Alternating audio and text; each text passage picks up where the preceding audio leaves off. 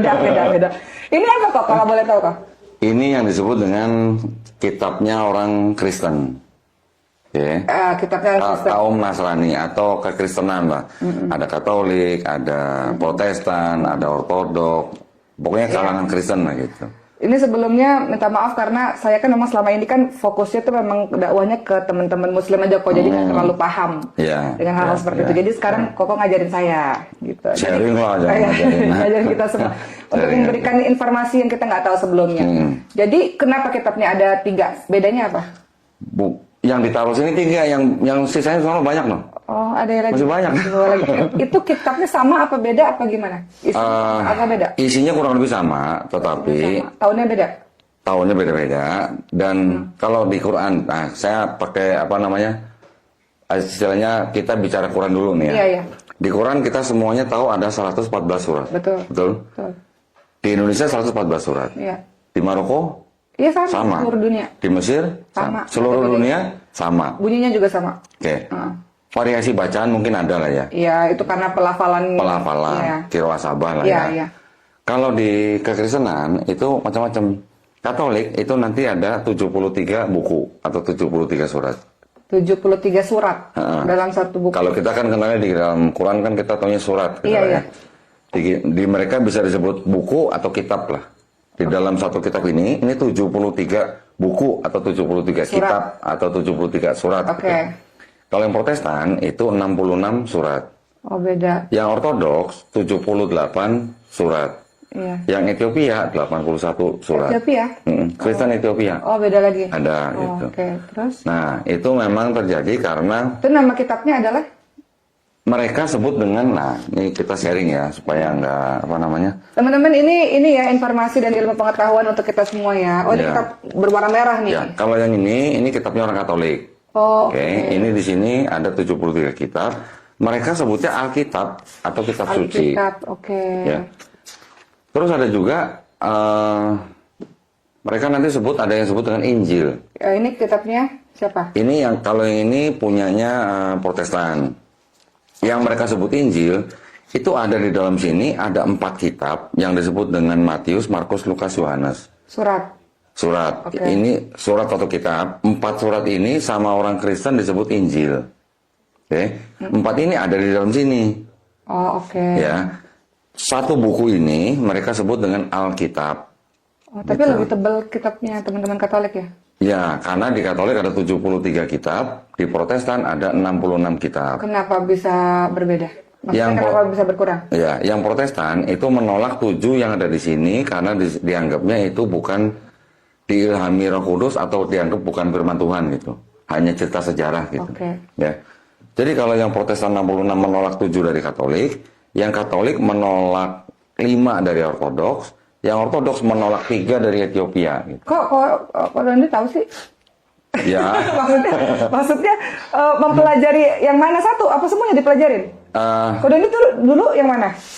Saya dulu yang Protestan. Oke, kenapa bisa tahu ini juga, tahu yang mana? Justru dulu ceritanya nyari tahu karena buat menjawab kalau keluarga saya nanya kenapa saya masuk Islam gitu. Oke. Jadi saya pengen ngasih jawaban ke mereka.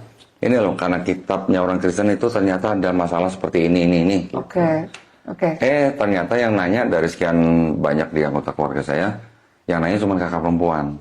Kenapa yang lain nggak nanya? Kenapa kakak perempuan? Nggak tahu, mungkin karena juga saya udah mandiri gitu ya. Cuma kakak perempuan aja yang nanya, kenapa lo masuk Islam? Saya jawab gini, karena gue mau ikut Yesus. Gitu. Mau ikut Nabi. Kalau kita kan tahunya Nabi Isa alaihissalam. Kita kan sebutnya dengan Yesus. Kalau di Kristen dulu ya. Saya bilang, karena gue mau ikut Yesus. Terus kakak perempuan, loh kan selama ini kita Kristen ikut Yesus. Saya bilang, enggak. Ternyata Kristen itu bukan ikut Yesus. Ikut Paulus. Gitu. Jadi di dalam kitab mereka yang di Perjanjian Baru ini ada tokoh yang namanya Paulus. Waktu itu kalau di Islam seperti? Di Islam kita nggak mengenal sosok Paulus, gitu. Bukan. Di sini Paulus ini disebut sebagai yang namanya dulunya orang Romawi, nggak pernah ketemu Yesus, umur sama Yesus beda 4 tahun. Tapi Paulus itu ada hidup sekarang? Enggak, ini zaman Yesus. Jadi dia umurnya cuma beda 4 tahun sama Yesus, tapi nggak pernah ketemu Yesus. Sebelumnya dia adalah warga Romawi yang memang kerjanya nyari ngejar-ngejar murid Yesus gitu. Ya, ada yang dibunuh, dipenjara dan sebagainya. Kemudian setelah Yesus dianggap sudah disalib dan diangkat, Paulus ini waktu sedang mencari atau mengejar murid Yesus ke kota Damsyik, dia mengaku di perjalanan melihat cahaya, mendengar suara. Gitu. Terus setelah itu dia mengaku bertobat. Setelah itu dia mengaku menjadi rasul Yesus. Nah, kalau di sini ada sebutan rasul, di Islam kita juga mengenal rasul. Iya. Sama itu beda. Oh, beda. Beda ininya, beda definisinya. Kalau kita mengenal rasul adalah nabi yang menerima risalah. Kalau di Kristen, rasul itu dianggapnya pengikut Yesus gitulah. Atau pemberita tentang Yesus. Nah, jadi setelah dia mengaku rasul, dia mencoba mengabarkan atau memberitakan kabar tentang Yesus, tapi kepada orang-orang non-Yahudi gitu. Ya, kalau Nabi Isa alaihissalam kan kita kenal bahwa dia termasuk Bani Israel. Ya, kita kenal istilahnya dia sebagai bangsa Yahudi lah. Jadi murid-murid dia juga orang Yahudi semua. Ketika ada Paulus ini audiensnya adalah orang-orang non-Yahudi. Gitu. Jadi ada perbedaan semacam treatment kepada orang Yahudi dan orang non-Yahudi. Kalau orang Yahudi itu kan memang mereka hidup di bawah hukum Taurat, ya mereka sebutnya Taurat. Kita juga mengenal Taurat. Paulus ini mengajarkan bahwa Yesus sudah mati di atas kayu salib untuk menebus dosa manusia, maka itu orang-orang non-Yahudi tidak harus hidup di bawah hukum Taurat gitu. Ya, kalau di Taurat itu ada hukum, ya kita kenal ada puasa, ada sunat, ada perpuluhan. Perpuluhan ini sebenarnya yang kita kenal kurang lebih sama dengan zakat. Nah, cuman kalau kita sekarang mengenal umumnya 2,5%, hanya untuk mungkin beberapa profesi tertentu 5%, ada 10%.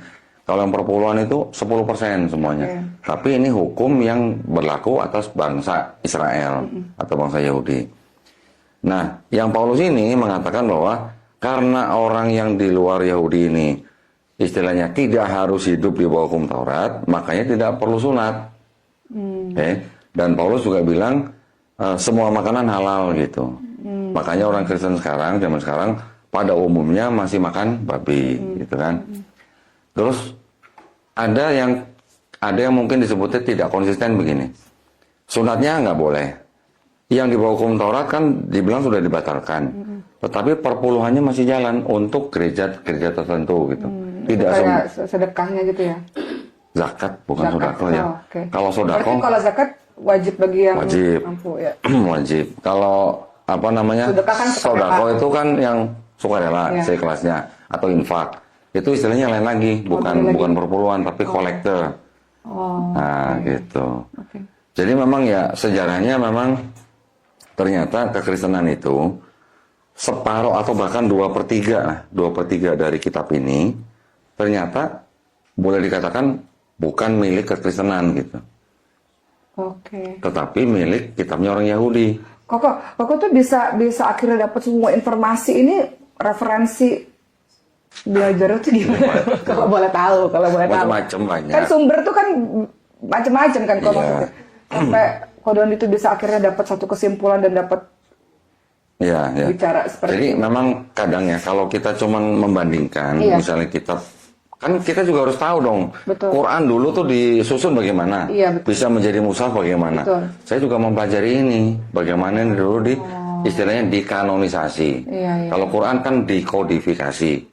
Kalau ini dikanonisasi kira-kira 400 tahun setelah Nabi Isa nggak ada gitu.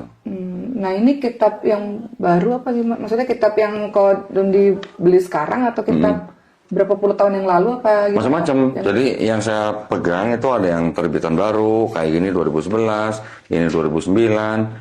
Nanti ada lagi yang versi yang tahun-tahun 74, bahkan ada yang tahun itu Kodon dibaca semuanya tuh untuk gua ngapain baca semua? Maksudnya sampai tahu kan kalau kita lihat di video-videonya kan ada di ayat ini itu kan. Ya karena saya tahu ada permasalahan di mana saya tahu, makanya saya mencari barang buktinya gitu. Iya kan kalau kita bicara harus ada ini ya, harus ada buktinya apa, referensinya apa. Sekarang gini, kalau misalnya gini, saya misalnya berani bilang bahwa di dalam kitab ini ada ayat yang tidak asli gitu. Ya, atau saya ngomong misalnya depan kamera, bahwa di dalam kitabnya saudara kita yang Kristen ada ayat yang tidak otentik atau tidak asli. Ya. Saya kan nggak boleh cuma asal ngomong. Betul. Harus ada dokumennya begini. Betul, nah, betul. Ini yang saya pakai untuk membuktikan perkataan saya. Gitu. Iya. Kok pada akhirnya kan Kodoni ini banyak terlibat dalam debat ya. Bilangnya apa sih debat ya?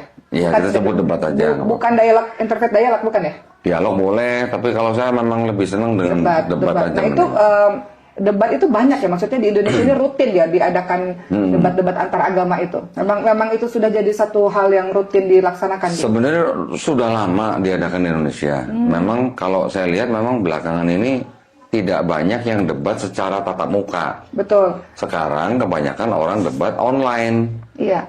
Bisa di TikTok atau di YouTube. Wah itu jadi susah ya kalau debat kan enakan untuk tatap muka. Betul. Ya. Sebenarnya kalau Kodoni boleh kasih tahu ke kita, debat itu tujuannya apa sih kok? Karena kan kalau kayak interfaith dialog kan ya beda ya. Kalau saya lihat video debat sama dialog antara agama kan, kita di luar negeri kan banyak tuh dialog antara agama saling mengenal satu sama lain untuk tidak saling berprasangka gitu. Betul. Nah debat ini bedanya apa nih dengan interfaith dialog yang biasa kita lakukan?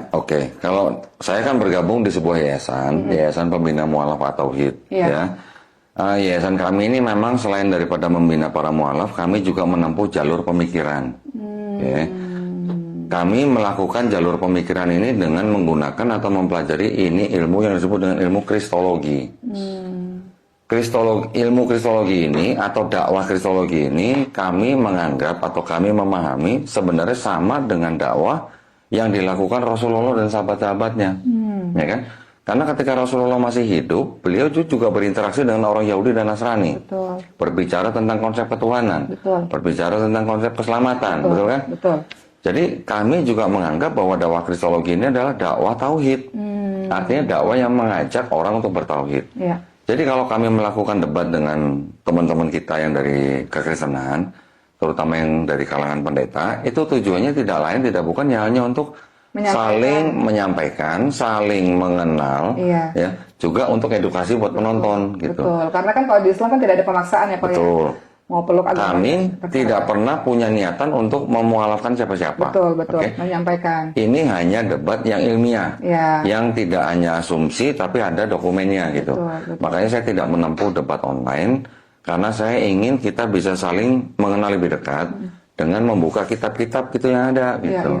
Dalam debat itu ada nggak sih kok pertanyaan yang pada saat itu Kodoni mereka kesulitan untuk menjawab gitu? Pernah nggak sih ada satu kejadian? Alhamdulillah sih enggak ya, karena kan kita sudah siap dengan dokumen-dokumen gitu loh. Iya. Makanya saya tidak mau berdebat hanya bicara gitu, tapi harus ada buktinya. Benar. Gitu ya. Benar. Nah ini sekarang kan kita juga tahu bahwa di dalam Quran kita kan dilarang berdebat dengan ahli kitab. Kecuali, nah ada kecualinya. Kalau kecuali kan berarti boleh. Kecuali dengan cara yang paling baik. Kami menganggap debat yang ilmiah ini adalah debat yang paling baik. Jadi tidak menghina, tidak menghujat, tidak apalagi menyerang perseorangan, tidak menyerang pribadi orang, apalagi Allah Subhanahu wa taala juga memerintahkan kita untuk tidak menghina sesembahan orang lain. Betul kan? Betul. Dalam perang aja nggak boleh kita merusak tempat ibadah orang lain. Makanya kalau kita berdebat dengan tatap muka, itu kan bisa dijaga, ya kan, dijaga supaya kita tidak menghina orang, kita tidak menghina sesembahan mereka. Kalau debat online gimana jaganya? Susah, benar. Gitu kan? Betul. Kok dalam debat itu kan kadang-kadang ada panasnya ya, kadang-kadang apa namanya orang semangat lah bilang. Iya, dirawat katanya semangat ya. Semangatnya. Saking semangatnya gitu. Nah itu gimana supaya kok Kodoninya lagi kurang enak badan, jadi kita lain sehat ya, supaya lancar terus dakwahnya.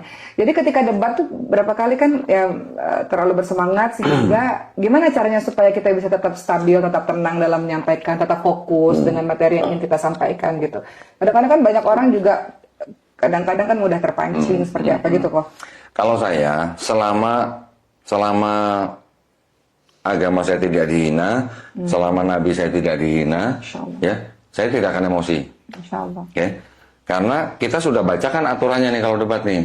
Ada aturannya begini, tidak boleh menghina, tidak boleh mengucapkan kata-kata kotor dan sebagainya. Niatannya atau tujuan utamanya adalah harus tetap menjaga persatuan dan kesatuan negara Republik Indonesia. Betul. Benar. Ini kan penting. Benar. Jadi jangan sampai mereka datang hanya untuk teriak-teriak yang tidak ada gunanya gitu loh. Saya selama berdebat, saya selalu kendalikan supaya tidak pernah emosi. Saya berbicara hanya berdasarkan data. Kalau mereka semangat, suaranya tinggi dan segala macam, tapi selama tidak menghina agama orang lain, tidak menghina sesembahan kita, kita juga tidak akan respon yang berlebihan. Nah, nggak apa-apa. Mereka mau semangat karena mereka mungkin gayanya begitu, monggo-monggo saja. Ya. Tetapi yang kita harapkan itu kan yang menilai kan yang menonton, bukan kita yang menilai. Saya debat, walaupun saya bisa menunjukkan segala bukti, saya tidak akan pernah klaim saya menang. Mereka mau klaim menang ya monggo-monggo aja. Itu klaim mereka, karena kan di debat kan tidak ada skor, tidak ada juri. Gimana mau klaim menang? Kita hanya menyerahkan penilaian itu kepada yang nonton. Yang nonton ini mau yang muslim atau yang belum muslim, saya sebut belum muslim ya, insya Allah mereka muslim ya. Jadi kita penilaian serahkan pada penonton saja sebagai edukasi gitu. Mereka nanti yang bisa melihat argumen mana yang lebih masuk akal, argumen mana yang lebih berdasar, argumen mana yang asumsi. Terserah dikembalikan kembali ke penonton masing-masing. Kok tadi kan Bapak sempat bilang kita ini Indonesia, kita ini majemuk banget ya kok ya. Masya Allah majemuk, berbeda-beda, mulai dari sukunya, mulai dari bahasanya, agamanya yang diakui oleh negara. Nah menurut Ko Dondi, sebelum nanti kita ngobrol lebih banyak lagi, menurut Ko Dondi seberapa pentingnya sih untuk di tengah-tengah kita yang berbeda-beda ini? Karena kan sebagian orang kan mengatakan, oh nanti ini timbulnya perpecahan nih, saling benci satu sama lain nih, padahal kita harus NKRI, Persatuan Indonesia, Bhinneka Tunggal Ika. Itu gimana tuh? Kita di Yayasan Pembina Mu'alaf At-Tauhid, kita juga mempunyai semangat untuk menjaga persatuan dan kesatuan negara Republik Indonesia. Ya. Kita menghargai dan kita mengikuti Pancasila dan Bhinneka Tunggal Ika. Apa yang kami lakukan ini bukan berarti kami cari musuh, bukan. Tetapi jangan lupa bahwa di negara Indonesia ini walaupun ada aturan-aturan, ada undang-undang, ini masih ada yang namanya upaya pendangkalan akidah atau upaya pemurtatan.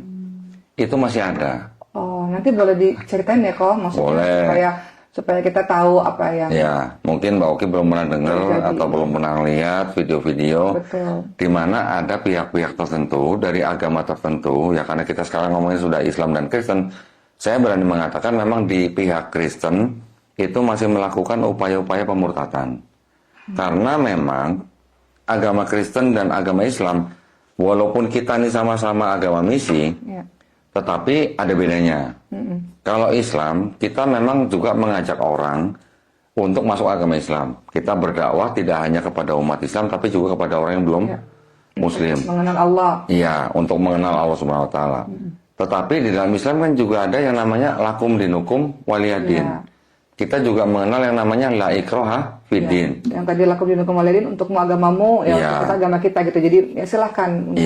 Kita juga mengenal di dalam Islam tidak ada paksaan kan. Kita hanya diperintahkan untuk menyampaikan walaupun hanya satu ayat. Nah, dengan batasan seperti itu kita tidak kita tidak sembarangan mendawai sembarang orang gitu. Artinya ada aturan yang diberikan atau dibuat oleh pemerintah, namanya keputusan bersama dua menteri, Menteri Agama dan Menteri Dalam Negeri, tentang pensiaran agama, nomor 1 tahun 79, di bab 3 pasal 4 disebutkan bahwa mensiarkan agama kepada orang yang sudah beragama itu nggak boleh. Cara-caranya disebutkan door to door nggak boleh, ngasih sembako, brosur, pamflet dan semacamnya nggak boleh. Jadi yang kita upayakan adalah kita mendawai orang-orang yang belum beragama. Kalau yang sudah beragama kita nggak akan ketok-ketok pintu kan? Oke kan nggak mungkin ketok-ketok pintu tetangga yang belum Muslim, ayo masuk Islam, nggak begitu kan? Tapi kalau mereka, mohon maaf, masih ada upaya seperti itu. Masih ada. Itu yang door to door ada. Nanti ada lagi yang mereka misalnya mengadakan pertemuan, seminar, mengundang orang-orang Islam, akhirnya di prospek ada yang begitu. Nanti ada juga yang lewat bantuan bencana alam. Ada lagi nanti yang melalui fasilitas-fasilitas masyarakat yang mungkin ekonominya kurang. Di setiap kegiatan seperti itu ada yang namanya misi untuk pemurtatan. Kenapa saya berani ngomong begini? Karena saya dulu pernah di sono gitu. Pernah melakukannya juga? Melakukan mungkin nggak di lapangan, tapi saya sebagai istilahnya kalau setiap Jumat kan dimintain donasi. Nah, kita kan ikut berdonasi. Kita mau bangun rumah ibadah misalnya. Otomatis karena rumah ibadah ini besar misalnya, kita mengirimkan tim dulu nih untuk mendekati orang-orang desa-desa di sekelilingnya. Macam-macam, nanti ada pembangunan fasilitas air bersih. Tapi setelah itu ada pembinaan nggak? Ini karena orang awam jadi nggak tahu apa-apa ya. Setelah akhirnya tadi pendangkalan akidah itu, kemudian nanti pembinaan yang dimaksud itu ya ada, setahu saya ada. Ada yang di dalam gereja, ada juga yang di luar, ada. Tetapi upaya-upaya seperti ini sebenarnya kita bisa kelompokkan menjadi dua kelompok. Ada upaya yang dilakukan oleh evangelis yang memang berasal dari gereja. Ya. Ini memang menarik orang yang bukan Kristen untuk masuk gereja sebagai orang Kristen. Nanti ada lagi kelompok yang melakukan upaya pemurtadan ini yang misionaris. Ini yang mencari orang yang bukan Kristen untuk dijadikan misionaris. Jadi seperti MLM gitulah. Mempunyai kaki yang makin banyak. Di ini apa? Yang kita lakukan ya kita memberikan edukasi kepada masyarakat Islam pada umumnya supaya paham dengan agamanya sendiri dan paham dengan akidah orang lain, akidah orang Kristen itu, supaya nanti pada waktu contoh begini misalnya, ketika rumah kita misalnya didatangi oleh misionaris atau evangelis misalnya, yang mana mereka mengajak kita untuk ikut agama mereka, padahal mereka tahu kita sudah punya agama, kita sudah beragama. Terus setiap orang kan penerimanya beda-beda ya. Ada yang diterima dengan baik, disuguhin makanan, minuman, diajak ngobrol, mau. Itu banyak yang begitu. Tapi mungkin ada juga orang yang nggak terima, dia marah-marah, dia ambil pentungan, mau ngusir orang. Tapi ketika mungkin ada wartawan yang foto, kita pegang pentungan, yang dianggap salah yang pegang pentungan atau yang pegang Bible? Yang pegang pentungan. Nah, itu dia. Jadi kita melawan upaya pemurtadan itu bukan dengan kekerasan, tapi dengan ilmu. Belajar, Nah, ini yang kita coba edukasi kepada masyarakat umat Islam. Betul. Artinya di dalam ilmu ini, kita tahu isi kitab mereka, kita tahu akidah mereka, sehingga ketika mereka datang kita tinggal kembalikan saja dengan kitab mereka gitu. Kok kan sekarang katanya lagi memang di mu'alaf center tauhid gitu kan. Kenapa sih akhirnya banyak sih mu'alaf, tapi kenapa Kodon itu memilih pada akhirnya enggak nih, aku mendedikasikan hidupku ini untuk di mu'alaf center ini dan terus belajar, terus membuat video-video edukasi. Sebenarnya apa sih yang membuat Kodon itu sangat bersemangat melakukan hal seperti ini, memilih jalan ini? Ya, kenapa? Awalnya sebenarnya kan saya dulu kan masuk Islam setelah saya mempelajari ulang kitab saya waktu itu. Ketika saya waktu itu menemukan di dalam kitab saya ada permasalahan, saya belajar untuk istilahnya punya jawaban lah kalau saya ditanya sama keluarga besar saya. Itu awalnya niat. Keterusan gitu ceritanya. Setelah saya masuk Islam, saya kan juga pengen berdakwah. Karena di Islam kan kita juga wajib berdakwah gitu, mendakwakan Islam. Akhirnya saya mikir-mikir gimana caranya. Saya lulusan pesantren bukan gitu kan. Ya akhirnya waktu itu istri yang menyarankan saya untuk menerjemahkan video-video debat yang ada di Inggris. Belajarlah dari situ. Ya, dari situ makin banyak lagi referensinya, makin banyak literasinya. Terus setelah saya bergabung dengan Yayasan Pembina Mu'alaf itulah saya mulai serius untuk membagikan ilmu kristologi ini kepada umat Islam. Gitu. Tujuannya tidak lain supaya umat Islam terbentengi akidahnya. Gitu. Ada kejadian apa di Pembina Mu'alaf Center Tauhid ini yang Kodoni nggak bisa lupa gitu dalam proses membersamai teman-teman mu'alaf? Ada satu kejadian nggak yang bisa kita dengar dari Kodoni sharing apa gitu, cerita-cerita ketika pada akhirnya mereka mungkin lemah atau mungkin ragu atau mungkin apa sih yang dilema-dilema dialami oleh para mu'alaf ini, apa sih kesedihan yang kita kan nggak tahu ya, maksudnya kami ini kan kita kan dakwah kita bagi-bagi ya, kok ya kayak saya misalnya fokus di teman-teman muslim aja gitu, Kodoni kan yang memang berinteraksi banyak dengan teman-teman yang sebelumnya itu kan banyak tantangan, banyak air mata mungkin, banyak kesedihan atau apa sih kok tantangannya? Banyak ketawanya sih kalau kita. Soalnya kita pernah ada di pesantren kita ini teman-teman mu'alaf yang emang nggak punya rumah lagi gitu. Gitu. Jadi apa yang Kodoni bisa bagi kepada kita semua pengalaman selama di pembina mu'alaf ini? Nah gini, kan ketika kita sudah beberapa lama mencoba mensosialisasikan ilmu kristologi ini, otomatis kan pasti ada respon dari teman-teman Islam. Juga ada respon dari teman-teman yang dari Kristen. Ya kita selalu mencoba memberi pemahaman bahwa apa yang kita lakukan ini semata-mata hanya untuk dakwah. Dakwah untuk melindungi akidah umat Islam, juga dakwah kepada orang-orang yang mau berpikir gitu. Jadi kita hanya mengajak orang berpikir. Saya tidak berusaha untuk mempengaruhi siapapun yang dari kalangan Kristen untuk masuk Islam tidak ada. Tetapi dari dakwah-dakwah atau dari kajian-kajian yang kita lakukan, memang ya pasti ada dampaknya. Ya alhamdulillah banyak yang komen juga, banyak yang memberi masukan bahwa umat-umat Islam yang tadinya ceritanya mau murtad, dengar begini nggak jadi murtad, ada banyak. Juga ada teman-teman Kristen yang mungkin mereka mendapat hidayah, datang ke tempat saya, bahkan mau lihat sendiri barang buktinya. Saya biarkan mereka baca sendiri. Setelah mereka baca, mereka ada yang syahadat, ada yang tidak. Itu juga nggak masalah. Kembali ke masing-masing. Kembali ke Ini ada masing-masing. konsultasi gitu ya, Ko ya? Iya, kita memang punya studio ya. Itu yang kami lakukan. Yang mau datang konsultasi silakan. Yang menanya apapun silakan. Silakan. Bahkan ada yang datang dari luar kota, sengaja datang. Kok saya boleh nggak foto kitab-kitab Qodoni gitu? Boleh silakan. Kamu dari foto-foto.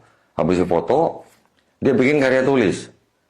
35 halaman. Wow. Setelah dibikin karya tulis, buat siapa? Ternyata buat orang tuanya sendiri. Wow. Oke, selama 2 bulan ternyata mereka berdiskusi internal dalam keluarga. Setelah 2 bulan akhirnya perempuan itu datang lagi ke studio bersyahadat. Ya kita nggak pernah maksa. Mereka datang sendiri gitu. Nanti ada lagi perempuan datang, saya kasih lihat sendiri, dia baca sendiri. Setelah baca ditutup nangis. Oh. Ada yang nangis. Kenapa Mbak nangis? Ya? Dia cuma bilang, oh kalau begitu selama ini saya salah ya, gitu katanya. Salah maksudnya salah menyembah gitulah, salah beragama. Ya itu kan menurut dia sendiri pribadi kan. Akhirnya dia bertanya tentang Islam. Kita jelaskan bersyahadat, alhamdulillah. Jadi ya memang banyak yang mungkin mendapatkan istilahnya informasi dari kita. Terus ada yang menerima, ada yang tidak menerima. Yang tidak menerima ya monggo silahkan, itu dijamin haknya oleh negara. Setiap warga negara itu kan dijamin haknya oleh negara untuk memilih dan memeluk agama dan kepercayaan masing-masing. Kita nggak boleh maksa. Gitu kan?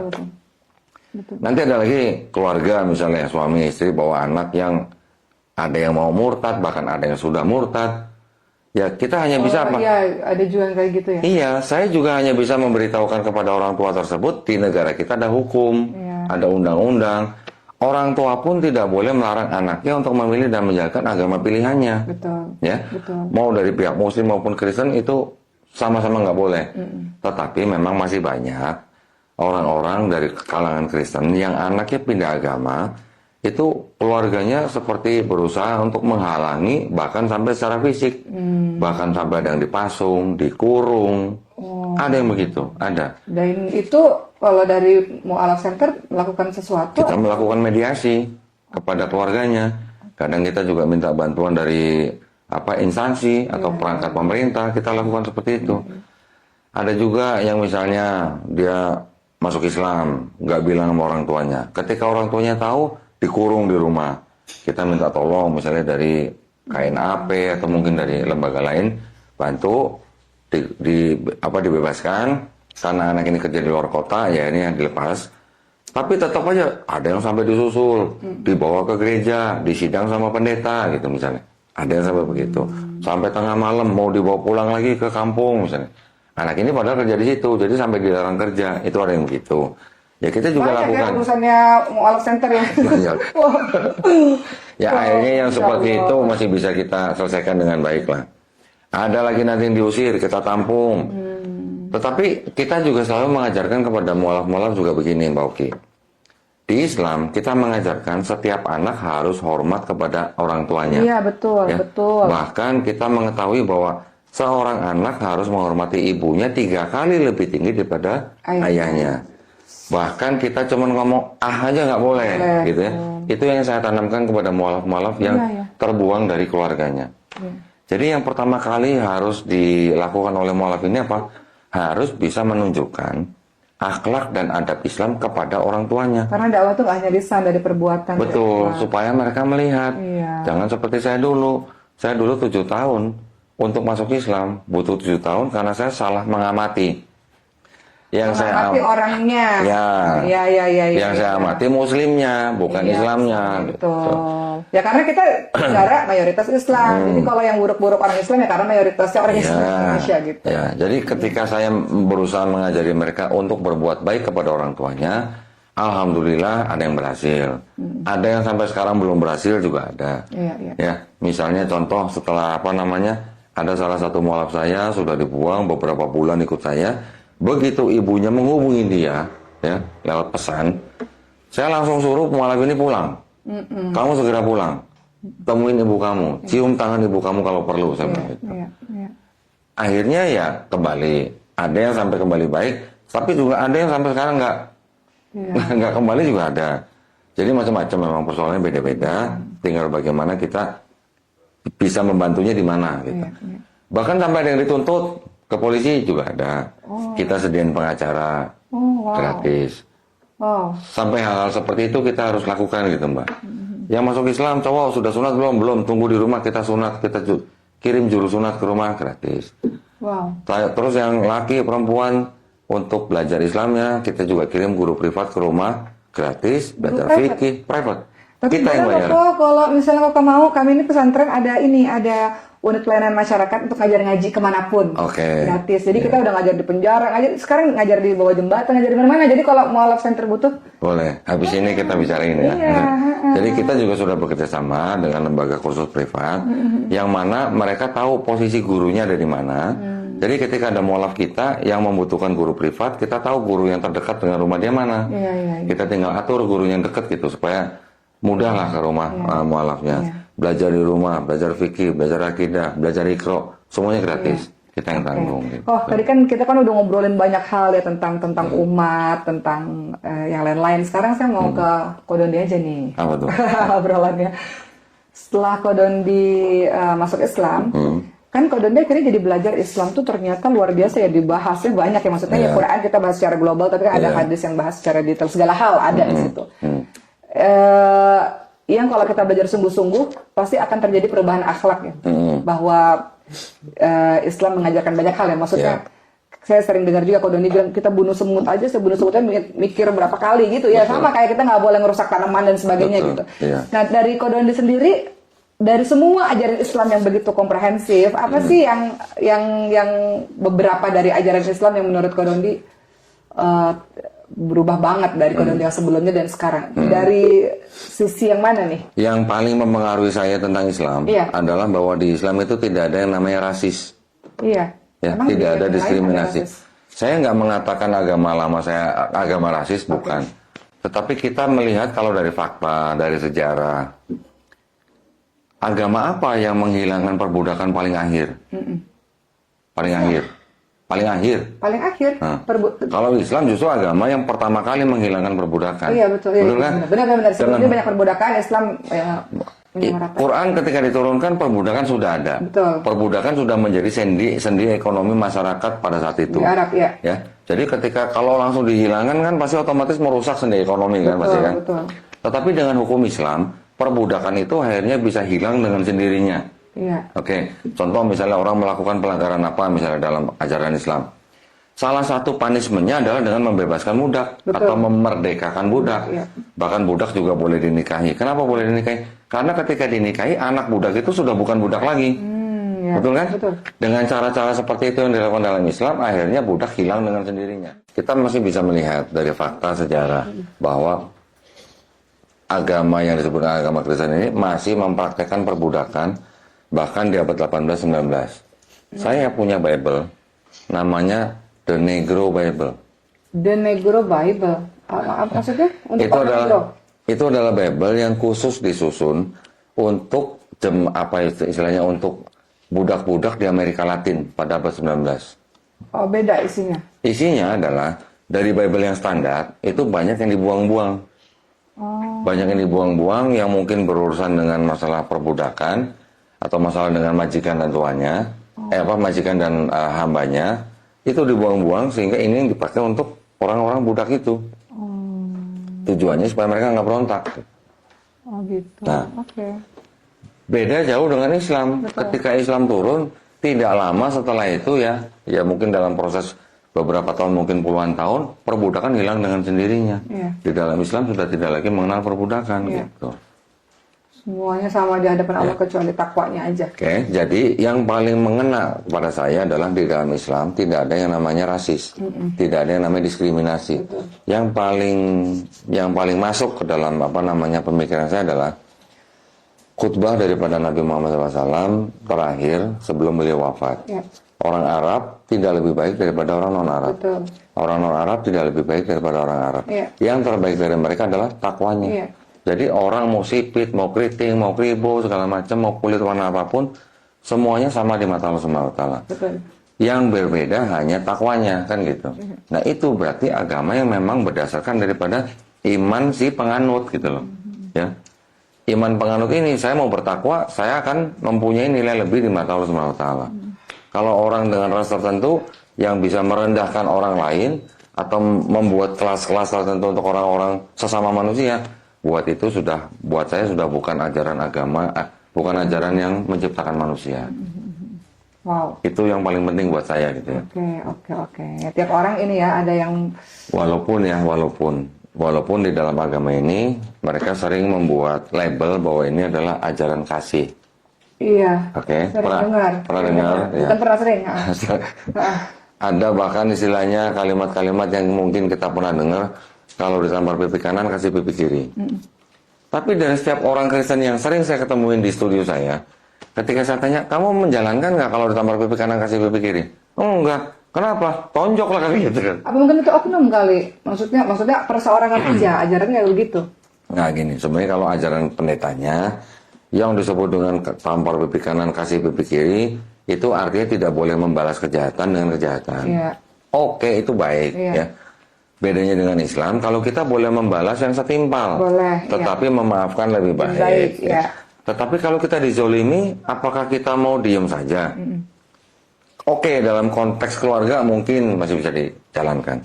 Dalam konteks bermasyarakat sudah mulai susah, ya. Apalagi dalam konteks berbangsa dan bernegara, nggak bisa dijalanin. Apakah ketika sebuah bangsa kalau didatangin penjajah, terus penjajah ini kasih buku, tulisannya kasihlah musuhmu misalnya, terus bangsa ini nggak boleh ngelawan? Mbak Oki paham maksud saya ya? Iya.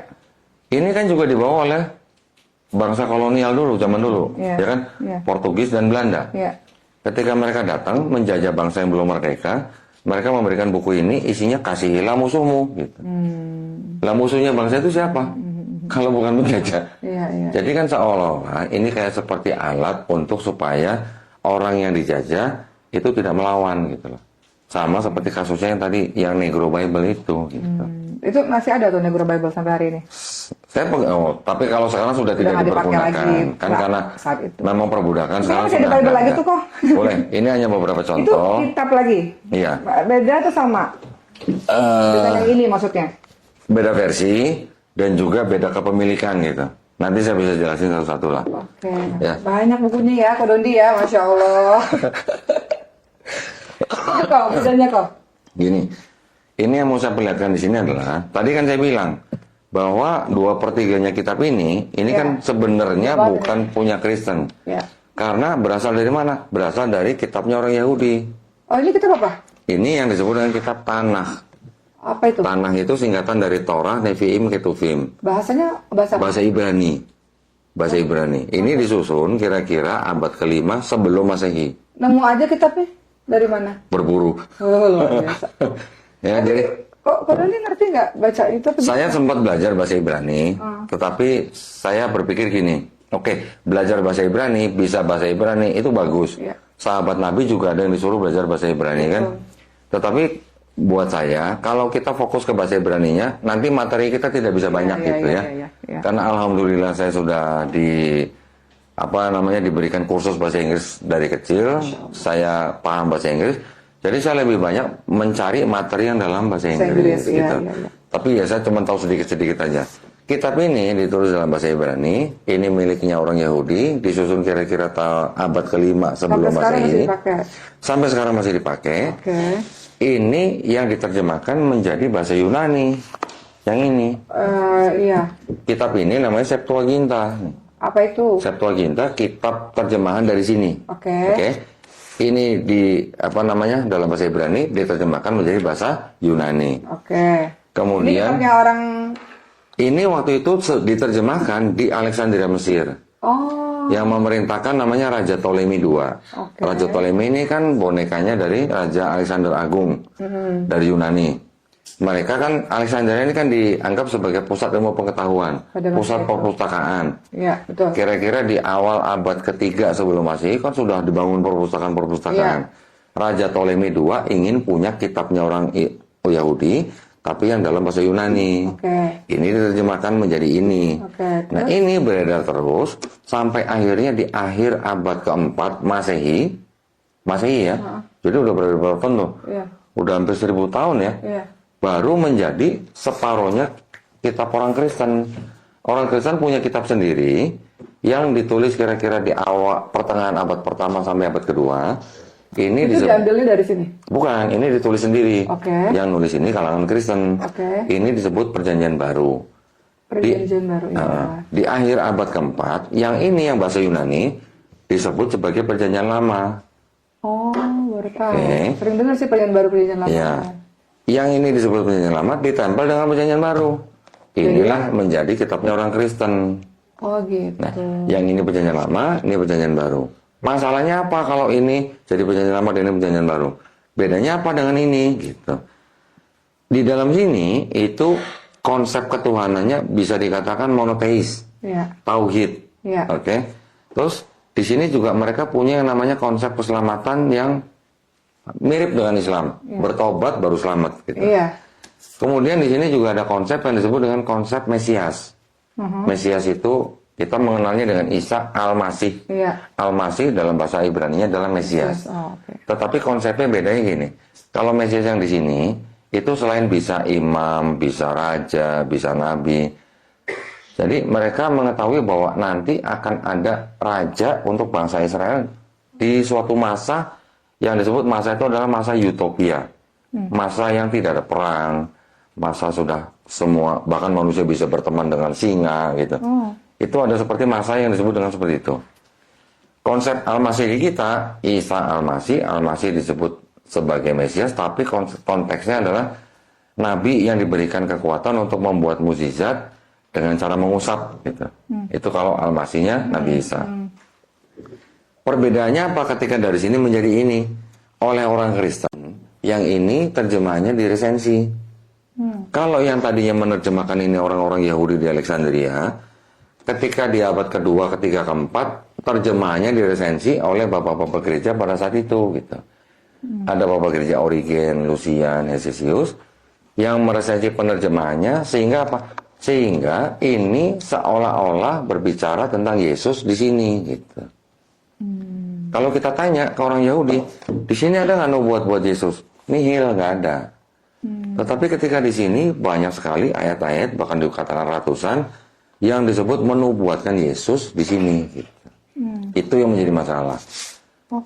Jadi menurut Yahudi dan menurut Kristen ada perbedaan konsep ketuhanan.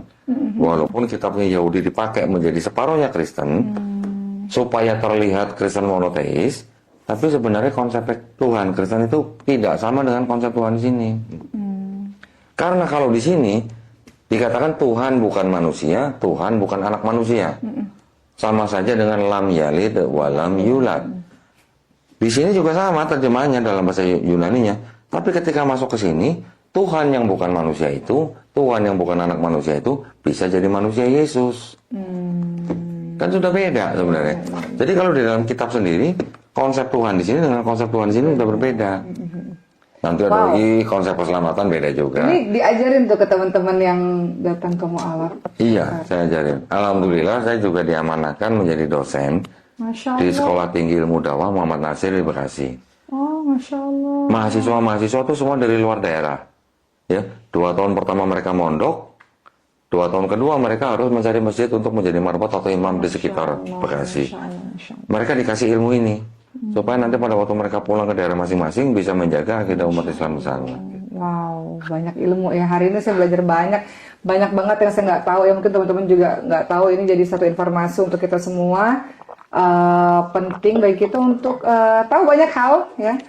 Kepentingannya apa? Untuk umat Islam sendiri adalah seperti tadi yang dikatakan oleh Kodondi, kepentingannya adalah untuk menjaga akidah kita. Satu hal Mbak Oki, mohon maaf. Satu hal yang ingin saya memberikan pesan ya buat para pemirsanya channel Mbak Oki nih. Kita umat Islam sering membaca, sering mendengar bahwa di dalam Quran ada kitab-kitab yang disebut Taurat, Zabur, Injil. Iya, iya. Betul kan? Iya. Apakah, pertanyaan saya, apakah Taurat, Zabur, Injil itu adalah Bible-nya orang Yahudi ini dan Bible-nya orang Kristen ini? Nah, itu pertanyaan kita. Iya, iya. Menurut Mbak Oki gimana? Yang asli di zaman dulu. Yang asli zaman dulu. Karena Betul. sebenarnya gini, kenapa Al-Quran disebut sebagai mukjizat? Al-Quran disebut mukjizat karena berlaku sepanjang zaman, nabinya udah nggak ada, Qurannya masih tetap terus ada sampai akhir Betul. nanti. Betul. Nah, kalau kitab-kitab sebelumnya yang diimani juga oleh kita Taurat, Injil maupun Zabur, kitab-kitab itu ada di zaman itu Iya. dengan nabinya, dengan umatnya, pada Betul. kaumnya pada masa itu. Betul. Gitu. Dijanjikan untuk dijaga nggak? Quran yang dijanjikan. Enggak, yang Taurat, Zabur, Injil. Enggak. Tidak ada ya, kita nggak pernah baca ya. Nggak pernah tahu. Iya, nggak pernah tahu. Dengar dan nggak pernah baca. Baik, sekarang kalau saya katakan begini, mohon dikoreksi Mbak Oki. Taurat, Zabur, Injil adalah wahyu-wahyu yang diturunkan Allah Subhanahu wa taala kepada nabi dan rasulnya untuk Bani Israel pada zaman itu. Betul. Betul. Setuju? Setuju. Wahyu. Wahyu bentuknya gimana? Wahyu adalah pesan atau pengetahuan yang diterima oleh nabi ke dalam kolbu. Betul. Mungkin kalau yang namanya Taurat, yang paling jauh yang bisa kita katakan secara fisik adalah pesan-pesan atau wahyu yang diturunkan Allah Subhanahu wa taala yang ditulis atau dipahat oleh Nabi Musa alaihissalam pada luh batu. Iya. Nabi Musa alaihissalam juga menerima suhuf-suhuf. Iya. Nabi Ibrahim alaihissalam juga menerima suhuf. Nabi Muhammad juga. Betul. Iya. Tetapi arti daripada kata kitab di dalam bahasa Arab itu kan bisa berarti wahyu yang dibukukan atau wahyu yang dituliskan, tetapi kan juga bisa berarti hukum, ketetapan, perintah yang diturunkan Allah Subhanahu wa taala untuk kaum tertentu. Iya, betul.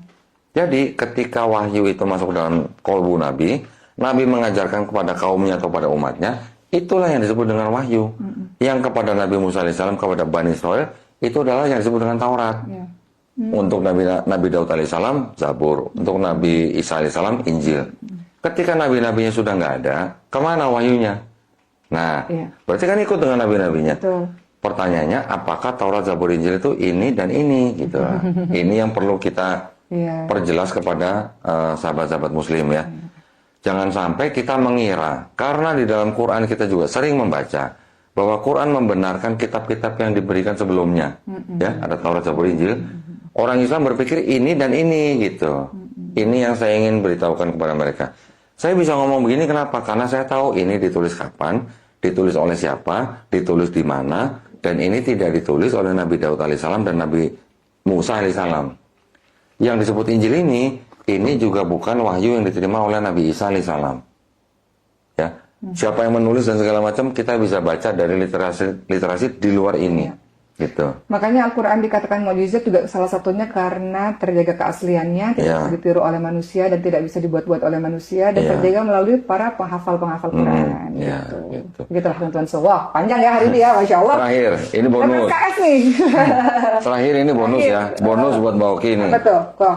Di dalam kitab ini kan dianggap ada ajaran Trinitas. Pernah dengar dong? Iya benar. Oke, saya bukain ya. Ini kitab apa nih? Itu kitab apa? Kitab suci. Kitab suci Katolik ya. Ini tidak untuk diperdagangkan. Ya. Dengan pengantar dan catatan lengkap 2009 dipersembahkan kepada umat Katolik Indonesia oleh Direktorat Jenderal Pembimbingan Masyarakat Katolik Departemen Agama Republik Indonesia. Resmi dong? Iya. Resmi dong? Resmi. Ayat yang dianggap sebagai bukti teks bahwa di dalam kitab mereka ada ajaran Trinitas, itu ayat ini Mbak. 1 Yohanes 5 ayat 7. Apa tuh? Mbak Oki mau bacain? Tapi jangan pakai bismillah ya. Yang mana kok? Ayat 7 nih, dari 7. Sebab ada 3 yang memberi kesaksian di dalam surga, Bapa, Firman, dan Roh Kudus.